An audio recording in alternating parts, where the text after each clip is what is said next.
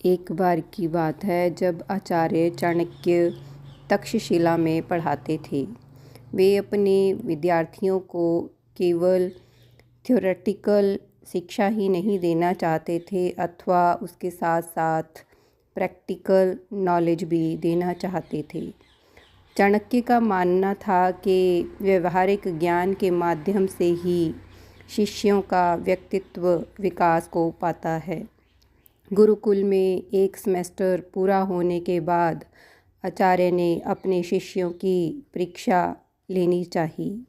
उन्होंने अपने शिष्यों को बांस की टोकरियां देते हुए कहा, इनमें नदी से जल भरकर ले आओ, उससे फिर गुरुकुल की सफाई करनी है। शिष्य आचार्य की आज्ञा सुनकर चकरा गए कि बांस की टोकरी में जल भरकर लाना असंभव है, मगर सभी ने नदी पर जाकर प्रयास किया। बांस की टोकरियों में जल भरने से वह छिद्रों में से रिस जाता था।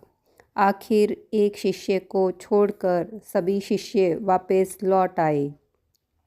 उस शिष्य के मन में आचार्य के प्रति बहुत निष्ठा थी और वह यह सोचकर बार बार जल भरता रहा कि गुरुजी ने सोच समझकर ही ऐसी आज्ञा दी है।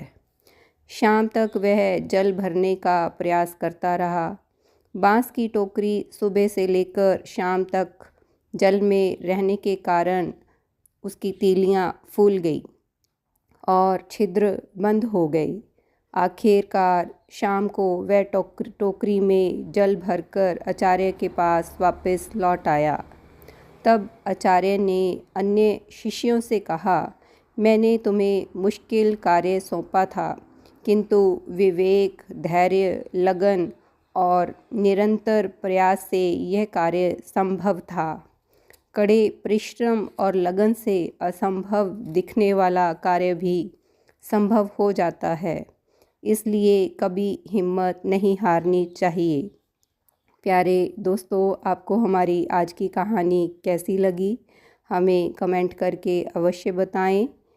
हमारे चैनल को लाइक, शेयर और सब्सक्राइब करें। खुश रहें। धन्यवाद। शुक्रिया।